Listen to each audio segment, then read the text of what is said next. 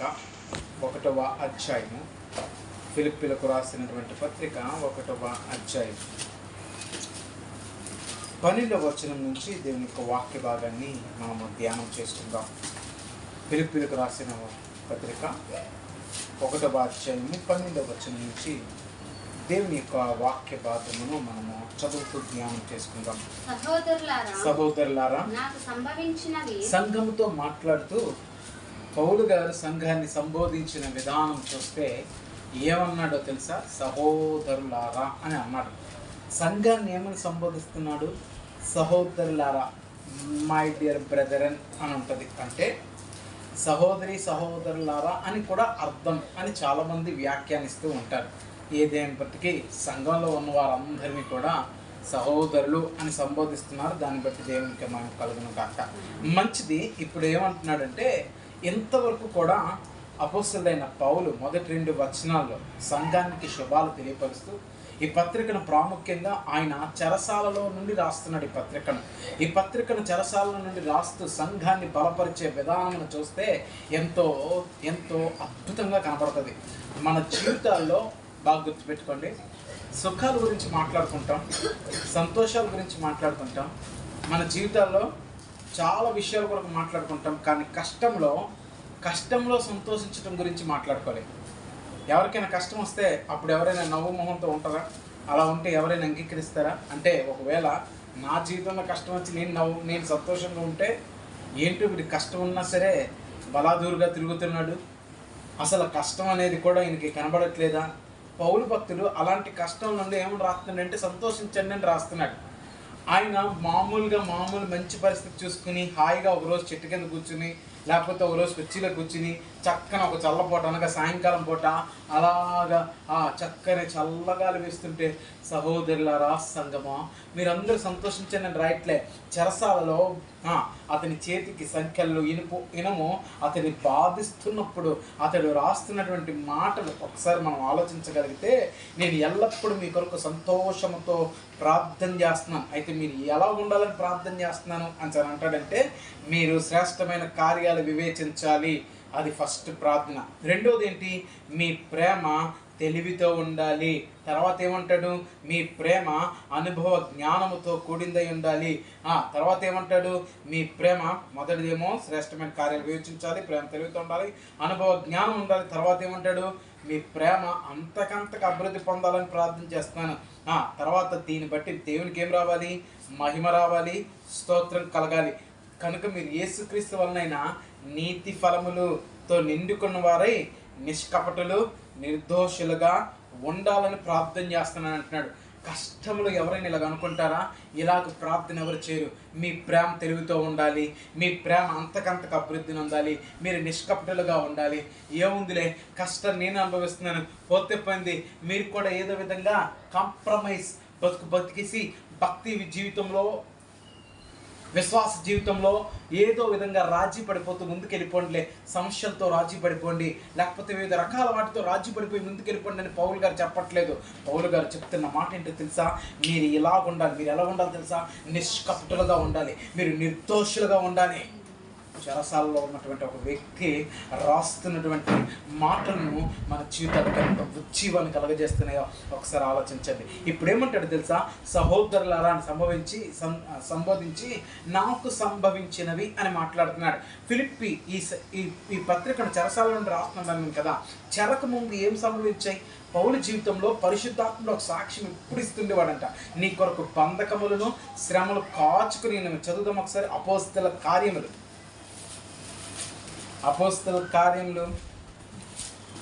21వ అధ్యాయం 21వ అధ్యాయం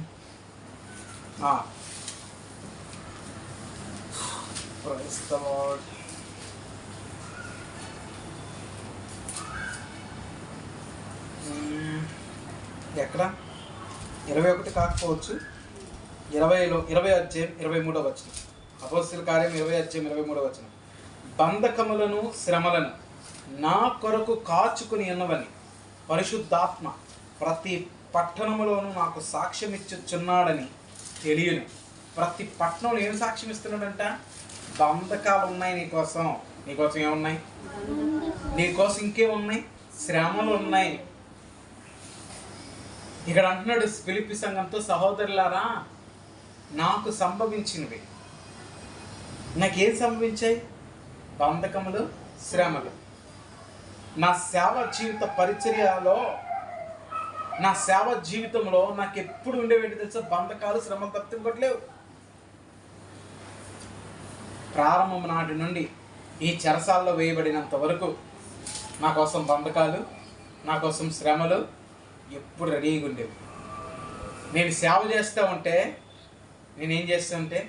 నేను సేవ చేస్తూ ఉంటే నా సేవను గెట్టని కొందరు ఏం చేసేవారంటే అల్లరి మూకను తీసుకొచ్చి అల్లరి మూక చేత రెచ్చగొట్టించి నా మీదకి రాళ్ళు రువ్వేవాళ్ళు, నా మీదకి ఇంకేం చేసేవాళ్ళు, నా మీద రకరకాల నిందలు, రకరకాల అభియోగాలు మోపుతూ మోపుతూ మోపుతూ ఉండేవాళ్ళు. నేను దయ్యాన్ని నిలబడితే తెమ్మకి తీసుకెళ్ళి లాభం పోయిందని చెప్పి నన్ను చెరసాల్లో వేశారు. ఈయన పట్టం వెలుపలికి ఈడ్చుకుని పోయి ఇకోనియా ఆ ప్రాంతాల్లో నన్ను రాళ్ళురువు కొట్టారు. నా పరిస్థితి మామూలుగా లేదు, మామూలుగా ఉండలేదు నా పరిస్థితి. నాకు సంభవించినవి ఎలాంటివి. ఇప్పుడు కూడా నేనే తప్పు చేయలేదు. యెరూషలేముకి వచ్చాను, కొన్ని దినాలు అయింది, అంతే నన్ను తీసుకొచ్చారు. వీడి భూలోకం తలకిందులు చేస్తున్నాడని, వీడు ఏమేమో చేస్తున్నాడని చెప్పి ఏం చేశారు? పట్టణం అంతా గలిబిలి అయిపోయింది. నన్ను తోసారు, తీసుకొచ్చేసారు, పట్టుకుని వచ్చేసారు. నా వెంబడి కేకలు వేచి వచ్చారు. ఏదేమైనప్పటికీ కూడా దేవుని స్తోత్రం, నాకు సంభవించినవి అంటే శ్రమలు, బంధకాలు. ఎక్కడికి వెళ్ళినా ఒక్కసారి పౌలు భక్తుడు అంటాడు కదా, తన జీవితం గురించి మాట్లాడుతూ అంటాడు కదా, ఏమంటాడంటే నేను ఎలాంటి శ్రమలను అనుభవించాను అని అంటే 2వ కొరింథీయులకు రాసిన పత్రిక 11వ అధ్యాయములో ఏమనంటాడో చూడండి. 23వ వచనం నుంచి, వారు క్రీస్తు పరిచారకుల వెర్రివాని వలె మాట్లాడుచున్నాను. నేను మరి ఎక్కువగా క్రీస్తు పరిచారకుడును, మరి విశేషంగా ప్రయాసపడి తిని, మరి అనేక పర్యాయములు చెరసాలలో ఉంటిని, అపరిమితముగా దెబ్బలు తింటిని. ఎలాగంట? అనేక పర్యాయములు చెరసాలలో ఉన్నాను నేను. నాకు సంభవించినది అనలేదు, సంభవించినవి అని ప్లూరల్ అంటే బహువచనాన్ని, ఏకవచనం కాదు, బహువచనాన్ని వాడాడు పౌలు గారు. బహువచనాన్ని అంటే ఆయనకున్న శ్రమల్ని ఒక్కసారి ఫిలిప్పి సంఘానికి జ్ఞాపకం చేస్తున్నాడు. ఎందుకనో చెరసాల్లో ఉండేటప్పుడు వాటిని ఆయన వాళ్ళకి జ్ఞాపకం చేస్తున్నాడు. దాని ద్వారా వారు ఒకటి చేయాలి, దాని ద్వారా వారు ఉజ్జీవింపబడాలని చెప్పే మరి ఆ జ్ఞాపకం చేస్తున్నాడు. ఏమని జ్ఞాపకం చేసుకుంటున్నాడు? నాకు సంభవించినవి. ఫిలిప్పి సంఘమా? మీకు తెలుసు ఫిలిప్పి సంఘం అంటే ఏ సంఘం? మాసిదోనియా సంఘమే. ఎందుకంటే మాసిదోనియాకి ముఖ్య పట్టణం ఏంటి? ఫిలిప్పు అనే పట్టణం. కాబట్టి దేవునికి స్తోత్రం కలుగును గాక. ఆ సంఘానికి తెలియపరుస్తూ ఉన్నాడు. ఏమని తెలుసా? నేను అనేక పర్యాయములు ఎలాగున్నాను? కొరింథీ సంఘం ద్వారా మాట్లాడుతున్నాడు. నాకు సంభవించినవంటే ఆయనకు తెలిసి ఉంటుంది కదా, ఖచ్చితంగా తెలిసి ఉంటుంది. వాళ్ళు దాన్ని గ్రహించాలని పౌలు గారి ఆలోచన. ఏమన్నాడో చూద్దాం. చెరసాల్లో ఉన్నాడంట, అపరిమితముగా దెబ్బలు తిన్నాడు, ప్రాణాపాయంలో ఉన్నాడు. యోధుల చేత 40 దెబ్బలు తిని, ముమ్మారు బెత్తములతో కొట్టబడి తిని, ఒకసారి రాళ్ళతో కొట్టబడ్డాడు, ముమ్మారు ఓడ పగిలి శ్రమ పడ్డాడు. రాత్రింబగలు సముద్రంలో, ఒక రాత్రింబగలంతా ఎక్కడ గడిపాడంట? సముద్రంలో గడిపాడంటే వాళ్ళలోనో షిప్లోనో గడపడం కాదు, నీటిలో గడిపాడని అర్థం. అలా నీటిలో గడిపితే ఏమవుతుందో తెలుసా? సముద్రపు నీటిలో ఏమవుతుందో తెలుసా? మొత్తం చర్మంతా ఉప్పు ఏం చేస్తుందంటే కొరికేస్తుంది. చాలా డేంజరస్ ఉప్పు నీటిలో ఎక్కువసేపు ఉంటే కళ్ళు మండుతుంటాయి. అందుకే అంతసేపు ఉండాలి. సముద్రంలో ఎక్కువసేపు ఈత కొడతాను అనుకుంటే కూడా దేవునికి స్తోత్రం, మంచి పద్ధతి, మంచిది కాదు. అనేక పర్యాయములు ప్రయాణములోను, నదుల వలనైనా ఆపద, దొంగల వలనైనా ఆపద, స్వజనులైన ఆపద, అన్యజనుల వలనైనా ఆపద, పట్టణంలో ఆపద, అరణ్యంలో ఆపద, సముద్రంలో ఆపద, కపట సహోదరుల ఆపద. కష్టాలు వచ్చాయి, జాగరణలు వచ్చాయి, ఆకలి దప్పులు వచ్చాయి, ఉపవాసాలు ఉన్నాడు, చలితోను దిగంబరత్వంతోనూ ఉన్నాడు. ఇంకా చెప్పవలసింది నీకు ఉన్నాయంట. ఇగో నాకు సంభవించినవి అంటూ ఏమంటున్నాడో చూడండి. ఇప్పుడు నాకు సంభవించినవి సువార్త మరి ఎక్కువగా ప్రబలటకే. ఎందుకు సంభవించాయ్యా? ఎందుకు నిన్ను ముమ్మారు దెబ్బలు కొట్టారంటే సువార్త ఎక్కువ వ్యాప్తి చెందడానికంట. అసలు బంధకాలు, శ్రమలు, ఇన్ని కష్టాలు ఎందుకు తెలుసా ఆయనకు సంభవించాయంట? సువార్త ఇది కదా మన ఆలోచన అయి ఉండాలి, ఇది కదా మన ధ్యానం అయి ఉండాలి, ఇది కదా మన ధ్యేయమై ఉండాలి, ఇది కదా మన గమ్యమై ఉండాలి. ఏంటది? నాకు వచ్చే శ్రమల ద్వారా సువార్త మరింతగా ప్రబలాలి. అంతేగాని శ్రమలు రాగానే చెప్పి, శ్రమలు వచ్చేయని చెప్పి శ్రమ దినమున కృంగిపోయి ఇంకా నా నోటికి వచ్చింది, నా నోటికి నచ్చిందిగా మాట్లాడితే 10 మంది ప్రజలు నన్ను మెచ్చుకుంటారు, 10 మంది నన్ను అంగీకరిస్తారు, ఒక 10 మందిని నేను పోగేసుకోవచ్చు. ఏం వేసుకోవచ్చు అంట? పోగేసుకోవచ్చు అన్న ఆలోచనలతోనూ అన్న తీర్మానాలతోనూ ఉంటున్నటువంటి దైవ జనమా, దైవ భక్తులారా, దైవ జనుడా, ఒక్కసారి ఆలోచన చేయి. శ్రమలు ఎందుకు వస్తున్నాయి తెలుసా? నాకు సంభవించినవన్నీ చూస్తే సువార్త మరి ఎక్కువగా ప్రబులటకే సమకూడినని. ఇన్ని సమకూడాయంట. కొట్టడం, తిట్టడం, చంపడం, నరకడం అన్ని సమకూర్చబడుతుంటే దాన్ని ఎందుకు వేచి చేస్తున్నాం మనం? సమకూడబడుతున్నాయి కొన్ని, ఇప్పుడు సమకూడబడుతున్నాయి. సువార్త మరి ఎక్కువగా ప్రబలుటకే, మరి ఎక్కువగా దేవుని కార్యాలు భూమి మీద జరుగుటకే, మరి ఎక్కువగా మహత్కార్యములు, సూచక్రియ, అద్భుతాలు జరుగుటకే కొన్ని సమకూడబడుతున్నాయి. పరిస్థితులు చూస్తూ ఉంటే, ఆయా ప్రాంతాల్లో ఆయా పరిస్థితులు చూస్తూ ఉంటే సమకూర్చబడుతున్నాయి. ఎందుకు తెలుసా? సువార్త మరి ఎక్కువగా ప్రబలుటకే. ఏమండి, బలహీనుల మీద ఎవడైనా పోటీ చేస్తే గెలిచేస్తాడు. బలవంతుడి మీద గెలవటమే రాజసం. ఏమసం? రాజసం. బలహీనుల మీద ఎవడైనా కొడేస్తాడండి. అంతసేపు అంత దపడ బాధేస్తాడు. కానీ బలవంతుని మీద వాడిని కొట్టే రోజు వస్తుంది చూసావా, ఆ రోజు అప్పుడు చెప్పుకుంటారు, మన దేవుడు బలవంతుడు, నా కుమారుడా ప్రభువునందున్న యేసునందున్న కృపచేతను ఏం చేయాలంట? బలవంతుడగు కమ్మ. సమకూడబడుతున్నాయి కొన్ని. సువార్త మరి ఎక్కువగా ప్రబలటానికే. దేవునికి మహిమ కలుగునుగాక. నాకెంత ఆనందంగా ఉంది ఈ విషయంలో. ఎందుకంటే సువార్త ఎక్కువ అవడానికి ఇవన్నీ జరుగుతున్నాయి. ఇవన్నీ జరుగుతున్నాయి తెలిసి సువార్త ఎక్కువ అవడానికి టప్పుడు ధైర్యం పడుతుంది. అప్పుడు అమ్మ ఎలా పడింది? అక్కడ ఒక సంఘం ప్రార్థన చేసిందంటే వాళ్ళ నిరీక్షణ, వాళ్ళు ఏ గొడవకి వెళ్ళలే, వాళ్ళు ఏం చేయలే. ఆ సంఘం ఎలాంటి సంఘం? ఇదిగో ఆ గృహంలో కూడుకున్నారు. చెరసాల పేతురు బంధింపబడితే ప్రార్థన చేస్తే చెరసాల పునాదులు కదిలించిన సంఘం ఆ సంఘం. అలాంటి సంఘంగా మార్చబడాలి. ఊరకే కాదండి, దేవునికి మహిమ కలుగుగాక. నాకు సంభవించినవి సువార్త మరి ఎక్కువగా ప్రబలటకే. శ్రమలు ఏమంట? పౌలు గారికి ఉన్న జీవితంలో బంధకములు, శ్రమలు, బంధకములు 2 బాగున్నాయి. ఈ 2 కాచుకుని అన్నంట. పరిశుద్ధాత్ముడు సాక్ష్యం ఇస్తుంది. 2 నీ కోసం కాచుకుని నేనన్నా. నువ్వే ప్రాంతానికి వెళ్ళావంటే నీదేని ఎవడైనా ఏం చెప్పాలా? ఈ మధ్య ఏం చెప్తున్నాము మనం అందరం? నిజం చెప్పినాం. ఈ మధ్య ఏం చెప్తారా? అసలు శ్రమలు, బంధకాలు దేవుని చిత్తము కాదు, మనము ఉన్నతముగా. హల్లెలూయా. ఇదే బోధ. దానికి అలవాటు అయిపోయింది ప్రజానికం. మనకు అసలు వ్యతిరేకంగా ఎవడో అరే వెన్నీ అవన్నీ సమకూడబడుతున్నాయి. ఎందుకు తెలుసా? సువార్త మరి ఎక్కువగా ప్రబలటకే. దేవుని కార్యాలు మరింతగా ఎంతోమంది ఎక్కిరిస్తున్నారు, ఎంతోమంది హేళన చేస్తున్నారు, ఎంతోమంది గేలి చేస్తున్నారు. చెడినే సువార్త మరి ఎక్కువగా ప్రబలటకే సమకూడినని మీరు తెలుసుకుని కోరుచున్నాను. నాకు ఆశగా ఉంది. ఈ సంగమా నువ్వు తెలుసుకోవాలని ఆశ నాకు. ఏంటి తెలుసా ఆశ? సువార్త నిమిత్తమే ఇవన్నీ, ఇలాంటివన్నీ శ్రమలు, కష్టాలు, ఇబ్బందులు. ఏమండి నిజంగా ఇబ్బంది లేదు ఇప్పుడు? ఖచ్చితంగా ఉంది ఇబ్బంది. సూర్యరశ్మి ఇబ్బంది, బయట ఇబ్బంది, ఆ ఇబ్బంది, ఈ ఇబ్బంది, అన్ని ఇబ్బందులు ఉన్నాయి. చక్కగా దేవుని స్తుతించుకుంటే వాక్యం విందామంటే ఇబ్బంది. అయినా సరే పర్వాలే, మరి ఎక్కువగా ప్రభులటకే. దేవునికే మహిమ కలుగును గాక. 13వ వచనాన్ని చదువుతాం. ఏలయనగా నా బంధకములు క్రీస్తు నిమిత్తమే కలిగినవని ప్రేతోర్యమును సేనలోని వారికి అందరికీ తక్కిన వారికి అందరికీ స్పష్టమైన. నేను ఇక్కడ ఎలా చదివానంటే, ఎలాగనగా నా బంధకములు క్రీస్తు నిమిత్తమే కలిగినవని స్పష్టమాయను. నా బంధకాలు అక్కడ కొంతమంది ఉన్నారు. ఎవరున్నారు? ప్రేతోర్యమును సేన. ప్రేతోర్యమును సేనలో ఎంతమంది ఉంటారు తెలుసా? వీళ్ళు రోమా సైన్యం లో చాలా ప్రాముఖ్యమైన వారు. అంటే ఎస్బీజీ కమాండోస్ టైప్ అనమాట. ఈ ఎస్బీజీ కమాండోస్లో ఇంచుమించుగా 40,000 మంది ఉండొచ్చని ఒకరు చెప్పే అంచనా. మరి కొంతమంది 6,000 మంది ఉండొచ్చు, ఎందుకంటే సేన కదా, సేన అంటే 6,000 మంది అని చెప్తా ఉంటారు. ఒక విషయం గుర్తుపెట్టుకోండి, అంతమందికి పౌలు మీద ఒక అనుమానం. ఏంటో అనుమానం?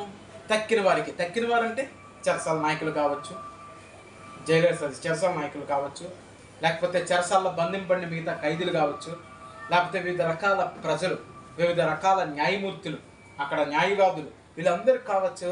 వీళ్ళందరికీ ఒక డౌట్, వీడు అసలు ఏం చేశాడు రా, ఎంతమంది జనసమూహం ఆడడానికి పడుతున్నారు, వీళ్ళు చంపేత్తం తీ అంటున్నారు, సీల్చేత్తం తీ అంటున్నారు, చంపేత్తం తీ అంటున్నారు. అసలు వీడు ఏం చేసాడు, వీడేం పాపం చేసాడు, అసలు వీడేం తప్పు చేసాడు, అసలు వీడు ఏం చేసి ఎంతమందిని మర్డర్ చేసి ఉంటాడు, వీడు ఎంతమంది ఆడపిల్లల జీవితాలతో పాడు తెచ్చి ఉంటారు అనుకుంటారు కదా చాలామంది. అసలు ముందు మనకేంటంటే జడ్జి చేయడం ఫస్ట్, అంటే ఫస్ట్ మనకి తీర్పు తీర్చడం బాగా అలవాటు అంట. ఏం చేయడం అలవాటు? తీర్పు దగ్గర అనుకోండి, ఆడికి కరోనా వచ్చి ఉంటుంది అంతే దగ్గర. అసలు ఎందుకు దగ్గాడు, దేవునికి మేము కలుగుక, అది ఎవరు పట్టించుకోరు.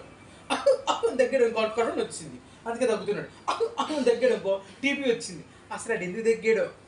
కొన్నిసార్లు పరిస్థితులను బట్టి అని తగ్గుతాం. ఇంట్లో ఏమంటారు, తాలింపు వేసారు అనుకోండి, ఆటోమేటిక్గా ఏమొస్తుంది, కానీ అంటే తీర్పు తీరుస్తాం మనం. ఏం తెలుసు, దగ్గుతున్నాడు, అమ్మా ఇంట్లో దగ్గుతున్నాడు అదొక అలవాటు మనతోటి. అసలు ఎందుకు తగ్గాడు, దేనికోసం తగ్గాడు మనకు అనవసరం. ఇంకా ముందు ఏం అలవాటు? తీర్పు తీర్చడం. ఏం అలవాటు అమ్మా? తీర్పు తీర్చడం. మనిషికి ఇదొక జబ్బు, తీర్పు తీర్చడం అలవాటు. ఏమలవాటు? చెప్పలే ఏమలవాటు? తీర్పు తీర్చడం అలవాటు. చక్కని తీర్పు తీర్చేద్దాం. మరి ఇంక వెనక ముందు ఏం అవసరం? ఇప్పుడు ఈ సైనికులు కూడా అదే, వీడు ఎంతమందిని చంపొచ్చుంటాడు జైలుకి, అసలు ఎంతమంది ఎంబడపడుతున్నారు కదా, ఎంతమంది ఎంబడపడుతున్నారు ఇతను అనుభవం. వీటి ఎంతమంది ఎంబడపడ్డారు, పౌలను చీల్చేస్తారేమో అని భయపడిపోయారంట ఒక దగ్గర. కానీ అందరికి ఒకటి స్పష్టమైంది, ఏంటి తెలుసా? నా బంధకాలు ఉన్నాయా, అవి నేను చేసిన తప్పులకో, నేను చేసిన పాపాలకో, నేను చేసిన వాటికో కాదు. ఈ బంధకాలు క్రీస్తు అను వ్యక్తి, ఆ దేవుని నిమిత్తమే ఈ బంధకాలు నాకు వెయ్యబడ్డాయి అని అందరికీ స్పష్టమైందంట. దేవునికే మహిమ కలుగును గాక. మనకు కొన్నిసార్లు బంధకాలు వస్తాయి. ఎందుకు వస్తాయి చెప్పండి? సువార్త మరి ఎక్కువగా ప్రబలటకి. రెండోది, అవి క్రీస్తు నిమిత్తమే. ఒరే, వీరు అనుభవిస్తున్న ఈ శ్రమ ఎవరి నిమిత్తం? క్రీస్తు నిమిత్తమే వీరు అనుభవిస్తున్న ఈ శ్రమ. ఎంత బాధ ఎందుకు అనుభవిస్తున్నాడు? అరే, ఈయన ఎంత బాధ అనుభవిస్తున్నాడే, ఎందుకు? ఆ బంధకం ఎందుకు? ఇదెందుకు? ఏంటి ఈయనకున్న కష్టం? ఇదేంటి? చక్కగా ఏదో ఒకటి చేసుకుంటూ పోలే అయిపోదా? ఏదో ఒకటి చేసుకుంటూ బ్రతకొచ్చు కదా. దేవుడు ఇస్తాడు, దేవుడు చేస్తాడు, దేవుడు నడిపిస్తాడు, దేవుడు అని ఎందుకు ఆ పేరు అలాగ అస్తమానమును ఎత్తుతాడు? పేరు దేవుడు తప్పించుకో పేరు ఎత్తడా? ఏంటి ఆయన ఆలోచన ఏంటో అర్థం కాదండి. ఆయన చాలా విచిత్రంగా ఉంటాడు. మాకు ఎప్పుడు దేవుడు అంటాడు, ఇన్ని శ్రమలు ఉన్నాయి, ఇన్ని బంధకాలు ఉన్నాయి. లేవా బంధకాలు? మనం బంధించే కొన్ని బంధకాలు ఎప్పుడు తెగుతాయి? ఆ పాట ఉంటుంది, బంధము తెంచెను బ్రతికించెను నన్ను, ఎంత మధురమో యేసుని ప్రేమ, ఎంత మధురమో నా యేసుని ప్రేమ. అందులో ఒకటి ఉంటుంది, రక్షించువారు లేక నేను పక్షినైతిని, భక్షకుడు బాణము గురి పెట్టి ఉండెను. రక్షించువారు లేక నేను పక్షినైతిని, భక్షకుడు ఏం పెట్టాడు? బాణం గురి పెట్టాడు. బాణం గురి పెడితే తప్పించుకోవడానికి కూడా అవకాశం లేకుండా పోయింది కదయ్యా. ఈ బంధకాలు, ఈ శ్రమలు, ఇవన్నీ దేనికో తెలుసా? సువార్త మరింత ప్రబలటకే దేవునికి మహిమ కలుగును గాక. మొన్నటి కాల సమయంలో ఒక విషయంలో ఏడ్చాను. ఉండడానికి తినడానికి కూడా డబ్బులు లేవు ప్రభా. పిల్లలు స్నాక్స్ అంటే ఇంకా దేవుని స్తోత్రం, అది వేరే మాట. పెడితే పెట్టు, లేకపోతే లేదు. దేవానికి స్తోత్రాలు. ఏదైనా సరే నేనుండే కదా పొందుకునేది అని అనుకున్నాం. దేవుడు ఈరోజు ఆ పిల్లల కోసం స్నాక్స్నే పంపించాడు. Praise the Lord. దేవునికే మహిమ కలుగును గాక. హల్లెలూయా. అర్థమవుతుందా? అక్కడ ఉన్న వారందరికి కూడా అర్థమైంది. 14వ వచనం కదా, మరియు సహోదరులైన వారిలో ఎక్కువ మంది నా బంధకముల మూలముగా, చూడండి, సహోదరులైన వారిలో ఎక్కువ మంది నా బంధకముల మూలముగా ప్రభువునందు స్థిర విశ్వాసం గలవారై. ఎవరినైనా చెరసాల్లో బంధిస్తే ఏమొస్తుంది చెప్పండి? ఇప్పుడు రోడ్డు మీద ధర్నా చేస్తారు కొంతమంది. రోడ్డు మీద ధర్నా చేస్తున్నాం, మాకు ఇది కావాలి, మాకు ఇది చెయ్యాలి అని ధర్నా చేస్తారు. వాళ్ళు ఎత్తిపోయారు అనుకుని పోలీసులు ఒక్కడు ఉండదు. ధర్నా నెక్స్ట్ మినిట్ ఉండదు, ఖాళీ. ధర్నా ఉంటుందా? పోలీసులు పట్టుకెళ్ళిపోతే వాళ్ళు విడుదల చేసేస్తారు. వాళ్ళు ఏం కొట్టేస్తారు, చంపేస్తారు, నేను అన్నాం. వాళ్ళు విడుదల చేస్తారు, కానీ ధర్నా ఉంటుందా? ఉండదు. కానీ క్రైస్తవుని తీసుకెళ్తారు. కానీ మనోళ్ళు మాత్రం ఆగరే, స్థిర విశ్వాసం గలవారైపోతారంటే. ఇంకా కొంతమంది అయితే మేమే మొదటి ప్రాణమును దేవుని కొరకు అర్పిస్తాం, మేమే బలియాగముగా మార్చబడతాం అనుకుని ముందుకు నిర్ణయాలకు వచ్చేస్తున్నారు. ఏం పిచ్చిదా మీకు అసలు? వదిలేస్తే పని అయిపోద్దా? వదిలేస్తే పని అయిపోద్ది. వదలం. నిన్ను చంపేస్తారు, వాయినా వదలం. దేవుడు కృపిస్తాడు. స్థిర విశ్వాసం గలవారైపోయారంట. అంటే అంతవరకు కొంచెం అటు ఇటు ఉండేమో విశ్వాసం. ఒక్కసారి సహోదరులందరూ కూడా చెరసాలు వేయగానే పౌలు గారు చెరసాలు వేసారా, అయితే మనం ఇంకా సేవ చేసేయాలి అనుకు నీ స్థిర విశ్వాసం అయిపోయింది. ఏం కర్మరా ఆయన, ఎవరు నేను జైల్లో పెడితే ఎవరికైనా విశ్వాసం పోవాలా? కానీ నీకేమవుతుంది? విశ్వాసం వచ్చింది. అదే క్రైస్తవ నిరీక్షణ. అన్నిటికన్నా వేరుగా ఉంటుంది. అన్నిటికన్నా వేరుగా ఉంది ఈ నిరీక్షణ. ఎందుకో తెలుసా?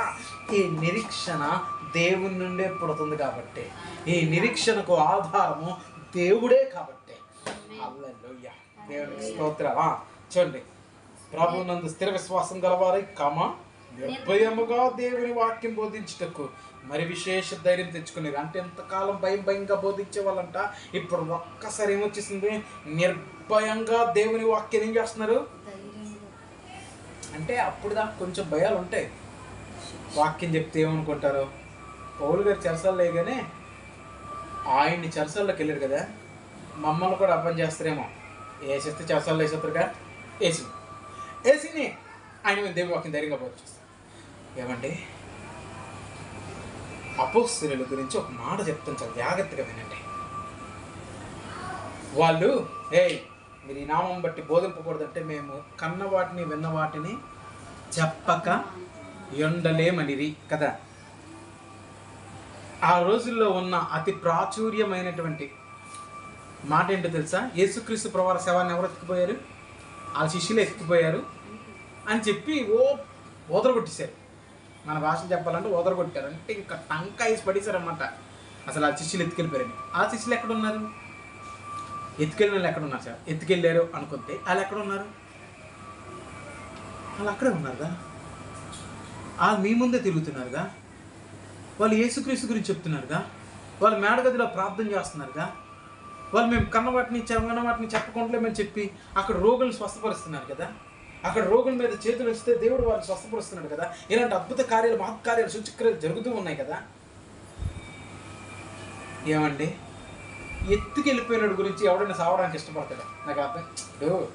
నేను ఎవరిని ఎత్తుకొచ్చేసాను, పురాన్ని ఎక్కడ దాచావో చెప్పు, లేకపోతే నేను చంపేస్తానండి. అయ్యా ఆగండి అయ్యా, చెప్పేస్తాను, ఎందుకు చంపుతాను నన్ను, నా ప్రాణం అంటే నాకు తీపి, ఇగో అక్కడే దాచిపెట్టాను అందా. ఎవరైనా ఏ శిష్యుడైనా అన్నదా? ఆయన పునరుద్ధానుడు, దీనికి మేము సాక్షులు. ఆయన పునరుద్ధానుడు, దీనికి మేము సాక్షులు. ముద్రేసేస్తున్నారు రాజుల ముందే, ముద్రేసేస్తున్నారు రాజుల ముందే. ఎంత చెప్పాలరా వీళ్ళకి అసలు. ఈయన మాత్రం ఇంటెంట ఏసే క్రీస్తుని బోధించుకుంటూ వెళ్ళిపోతున్నారు. వీళ్ళు బాధ ఏంటో, వీళ్ళు బాధ ఏసు రక్తమే మార్చేది. వీళ్ళు బాధ విచిత్రమైన బాధ అసలు శిష్యులే. ఇలా చూడండి, మరి విశేషంగా ధైర్యంగా ఏం చేశారంట? వాక్యాన్ని బోధించారు. శిష్యుల ఇంకా ధైర్యంగా వాక్యం బోధించడం మొదలుపెట్టారు. చెరసాల్లో బంధిస్తే దేవాలయంలో బోధిస్తున్నారు, చెరసాల్లో బంధిస్తే తలుపులన్నీ తీర్చుకుంటున్నాయి. ఊరు నాయన బిడ్డ చాలా కష్టం. అలాంటి గొప్ప పరిచర్య మరలా దేవుడు భూమి మీద రావడానికి ఇష్టపడుతున్నాడు. అది జరుగునుగాక, దేవునికి మహిమ కలుగునుగాక. ఇప్పుడు చూడండి 15వ వచనం నుంచి చదువుతాం. కొందరు అసూయ చేతను కలహ బుద్ధి చేతను మరి కొందరు మంచి బుద్ధి చేతను క్రీస్తును ప్రకటించుచున్నారు. ఎలా ప్రకటిస్తున్నారంట? ఇక్కడ చూడండి, చాలా విషయాలు ఉంటాయి. అసూయ చేత ప్రకటిస్తున్నారు. దేని చేత? ఎవరి మీద అసూయ? ఇతరుల మీద అసూయ చేత మనం ప్రకటిస్తున్నారు. కొన్ని సంఘాల్లో వాడి మీద వీడు, వీడి మీద వాడు, ఏమంటారు దాన్ని, సెటారిటికల్ మెసేజెస్ చెప్తారనమాట. ఈ వారం వీళ్ళు నుంచి అంటారు, ఈడు అని పెడతాడు, స్టార్ట్ చేస్తాడు, ఈడు అలా ఈడు అని మాట్లాడతాడు. నెక్స్ట్ డే పక్కోడికి వస్తుంది, వీడు అని మాట్లాడతాడు. ఆడ గురించే సెటారికల్ అసూయ అని ఉంది. తర్వాత ఏం బుద్ధి చేత అంట? కలహ బుద్ధి చేత. అంటే గొడవ తీసుకురావాలనే వాక్యం ప్రకటన చేస్తున్నారంట కొంతమంది. కొంతమంది కావల్చుకుని గొడవ రావాలని చెప్పి వాక్యం ప్రకటన చేస్తారు. కావల్చుకుని గొడవ రావాలని గొప్పని సమాధాన వాక్యం మామూలు చెప్తే సరిపోద్ది కదా? సరిపోద్దు. ఇది ఏమంటాడు తెలుసా? ఎవరు పేరు ఎత్తుతాడు, నీ కలిగిన సరే అంటాడు. ఎందుకు ఆ కలహ బుద్ధి? ఏదేమన్నప్పుడు క్రీస్తుని ప్రకటిస్తున్నారు కదా, దేవుని స్తోత్రం అంటున్నాడు పౌలు. కొంతమంది మంచి బుద్ధి చేత ఇక్కడ కొంతమంది రక్షింపబడాలి. మంచి బుద్ధి ఏంటి? ఇక్కడ కొంతమంది రక్షింపబడాలి, ఇక్కడ కొంతమంది రక్షణలోకి రావాలి, ఇక్కడ కొంతమంది విశ్వాసంలో స్థిరపడాలి, ఇక్కడ కొంతమంది నిరీక్షణలో స్థిరపడాలి, ఇక్కడ కొంతమంది దేవుని కోసం తమ జీవితాలను తమకు తాముగా అర్పించుకోవాలి, దేవుని కోసం వారు బ్రతకాలి, వైరాగ్య జీవితం వారి జీవితంలో ఉండాలి, వారు దేవుని కోసం నిలబడాలి, గొప్ప దింటిలాగా నిలబడాలి, గొప్ప మండుచు ప్రకాశించుచున్న దీపములుగా ఉండాలని చెప్పి మంచి బుద్ధి చేత కొంతమంది క్రీస్తును ప్రకటిస్తున్నారు. కొంతమంది బుద్ధి ఏంటి? అసూయ బుద్ధి. ఆడ మీద వేసాను కదా, ఇవి మీద వేయాలి. నా గురించే చెప్తాడు ఆ వాక్యం, నాకు వస్తుంది కదా వాక్యం. నేను చెప్పే రోజు ఆ రోజు చెప్తా. ఏదైనా సరే ఆ రోజుకి ఆ వాక్యం పెట్టుకుంటుంది అనమాట. ఒక లోపం ఉంటుంది కదా, ఆ లోపాన్ని ఎత్తి పట్టుకుని వస్తుంది అనమాట. ఆ ఎత్తి పట్టుకుని వచ్చి దాన్ని హైలైట్ చేస్తుంటారు. రెండో బుద్ధి ఏముంది? కలహ బుద్ధి. గొడవ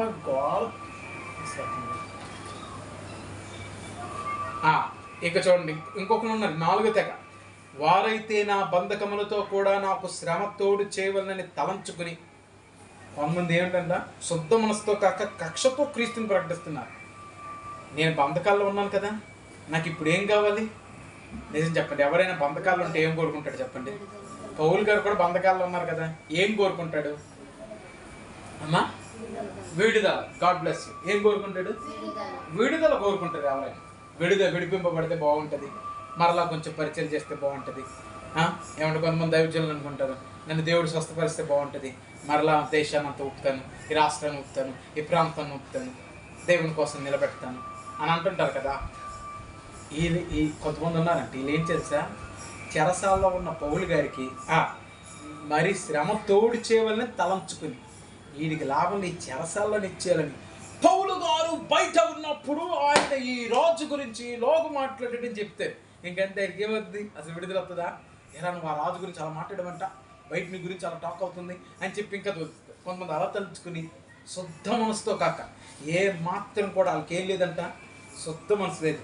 ఆ లోపల ఉన్నట్టుగానే అయిపోవాలని చెప్పి, లోపల ఉన్నట్టుగానే అయిపోవాలి. మళ్ళీ ఆడు బయటికి రాకూడదు. కొంతమందికి అది బాధ. ఆడు బయటకు వస్తే ఏ ఉద్యోగం వచ్చేద్దానో, లేకపోతే ఇంకేం వచ్చేద్దానో, ఇంకేమైపోద్దానో బాధ. కానీ లోపల ఉన్నట్టుగానే ఉండాలని చెప్పి కొంతమంది బాధ. అది చేయవలని చెప్పి కక్షతో క్రీస్తుని ప్రకటిస్తున్నారంట. దేంతో ప్రకటిస్తున్నారంట అంటే ఇప్పుడు చూడండి, 4 తెగలు కనబడ్డా ప్రకటించే విషయంలో. ఎవరైతే ఇంకోళ్ళు ఉన్నారు చూడండి, వీరైతే అన్నది ఎవరు తెలుసా? ఇందాక బంధకం బట్టి స్థిర విశ్వాసం గలవారుగా, ధైర్యంగా, మరి విశేషంగా వాక్యం బోధించారు కదా, వారైతే నేను సువార్త పక్షమున వాదించుటకు నియమింపబడి ఉన్నానని ఎరిగి. ఏ పక్షమున వాదించుటకు నియమింపబడ్డాడంట పౌలు? అవును, కొంతమంది సువార్త పక్షమున వాదించుటకు నిలబడతారు. వారి నిమిత్తం మనం ప్రార్థన చేయాలి, వారి నిమిత్తం దేవుని సన్నిధిలో అడగాలి. కొంతమందికి దేవుడిచ్చిన పరిచర్య అది. సువార్త పక్షమున వారు వాదిస్తారు. అందుకే అందరూ సువార్త చేసి వద్దు. దేవుడు నా సైజు పెట్టాడు పక్కకి ఇచ్చేస్తాను అనుకున్నాను. కానీ కొంతమంది ఆ పక్షమును వాదించటకు దేవుడు వారికి ఏం చేశాడంట, వారిని నియమించాడు. అలాంటి చేయాలి. దేవుడు వారికి చెప్తున్నా చేయి. మరి ఇంకేంటి, మన సామాన్యత నుంచి ప్రార్థించాలంతటి వారి కొరకు. ప్రభువా నీ మాటను పట్టుకుని, నీ యొక్క శ్రేష్టమైన మాటను పట్టుకుని ఆయన వెలుచు ఉన్నాడు. ఆయన నోటి వెంబట వీళ్ళు కాని వాక్కును అతని నోట ఉంచండి. మాట్లాడితే ఎదుట సైన్యము శిస్సు రక్తమే కరిగిపోవాలి దెబ్బకి. అలాంటి కార్యాలు జరగాలి. సువార్త పక్షమున వాదించుటకు నేను నిలవబడి ఉన్నానని ఏం చేశారంట, ఎరిగి ప్రేమతో ప్రకటించారంట యేసుక్రీస్తుని. అయ్యా ఆ యేసుక్రీస్తు ప్రేమ గలవాడు, ఆ యేసుక్రీస్తుని పాపములు క్షమించగలవాడు, ఆ యేసుక్రీస్తు రాత్రిని జీవితాన్ని కట్టువాడు, ఆ యేసుక్రీస్తుని జీవితంలో గొప్ప కార్యములు చేయగలవాడు. ఆ యేసుక్రీస్తుకు అసాధ్యమంటూ ఏమీ లేదు, సమస్తం ఆయనకి సాధ్యమే. ఎంతోమంది క్రీస్తు విరోధులు బయలుదేరారు, ఎంతోమంది క్రీస్తు విరోధులు బయలుదేరనియండి. ఒక దినాన్న అందరూ యేసుక్రీస్తు ఎదుట మోకాలు నమ్మించిందే. దేవునికి మహిమ కలుగును గాక. ప్రతి నోరు ఆయన స్తుతించాలి, ప్రతి మోకాలు ఆయన నామంలో వంగాల్సింది. దాంట్లో ఎటువంటి అనుమానం లేదు.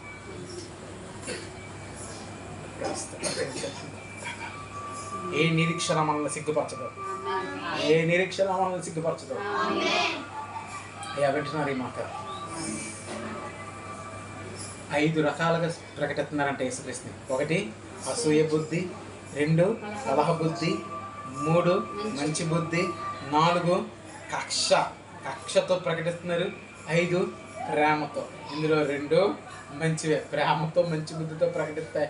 కొంతమంది కక్షతో ప్రకటిస్తున్నారు. ఎట్టయినా సరే క్రైస్తవులకి ఏదో ఒకటి చేయాలని కొంతమంది బయలుదేరి తెలుసా.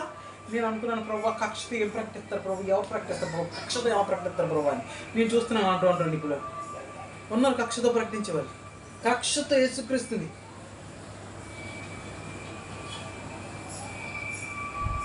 లేరనుకున్నారా? వాళ్ళందరూ ఎక్స్ అని పెట్టుకుంటున్నారు. ఎక్స్ వాళ్ళు దేంతో ప్రకటిస్తున్నారు యేసుక్రీస్తుని? కక్షతోనే ప్రకటిస్తున్నారు. వాళ్ళు శ్రమ తోడు చేయాలనే చిన్నైనా చేసుకుంటారు బాబు, దేవుడి స్తోత్రం కలుగును కాక. అందుకు పౌలు గారు ఏమంటారు చూడండి, 18 వచనం, ఆయననేమి మిష చేతనే కానీ సత్యము చేతనే కానీ ఏ విధము చేత నేను క్రీస్తు ప్రకటింపడుచున్నాడు, అందుకు నేను సంతోషించున్నాను, ఇక ముందును సంతోషించున్నాను. నా బాధ అది, నా జీవితం అది. ఏంటి అన్నాను ఒకరోజు ఈ వాక్యం చూపించాడు దేవుడు. ఇదేంటి ప్రభు కక్షతని ఏంటి ప్రభు పోతే పోయాడు కానీ బయటకు వెళ్ళిపోయి బల్లి ఇలా ప్రకటన కక్షతో ప్రకటిస్తున్నారు, సంతోషించు. ఏ విధం చేత నేను క్రీస్తు ప్రకటింపడుతున్నాడు కదా, ఎందుకు నేను సంతోషిస్తాను. క్రీస్తు పేరు చెప్పకపోతే నిలవదు కదా జీవితాలు. దేవుని స్తోత్రం ముందుకు వెళ్ళిపోతాం అంతే. కొంతమంది సువార్త పక్షం వాదించడానికి నిలబడ్డాను. అందుకు నేనేం చేస్తున్నాను, అందుకే సువార్త ప్రకటింపబడుతున్న విధానం అంతటిని బట్టి నేను సంతోషిస్తున్నాను. Praise the Lord. ఇక ముందు సంతోషిస్తాను. ఆమేన్. ముందుకు వెళ్దాం. మరియు నేను ఏ పూర్ణ విషయంలో సిగ్గుపడక ఇప్పటి వలనే ఇప్పుడును పూర్ణ ధైర్యంతో బోధించడం వలన బ్రతుకు మూలముగానైనా సరే చావు మూలముగానైనా సరే క్రీస్తు నా శరీరమందు ఘనపరచబడునని నేను మిగులు నిరీక్షించుచున్న ప్రకారంగా మీ ప్రార్థనలను యేసుక్రీస్తు ఆత్మ నాకు సమృద్ధిగా కలుగట వలనను ఆ ప్రకటన నాకు రక్షణార్థముగా పరిణమించునని నేను ఎరుగుదును. చూడండి, మరియు నేనే విషయములోనూ సిగ్గుపడక, ఎక్కడి నుంచి తర్వాత మాట్లాడుతున్నాను. నేను ఏ విషయంలోనూ సిగ్గుపడట్లేదు, ఎక్కడి నుంచి తర్వాత మాట్లాడుతున్నాను. ప్రార్థన చేసుకున్నాను.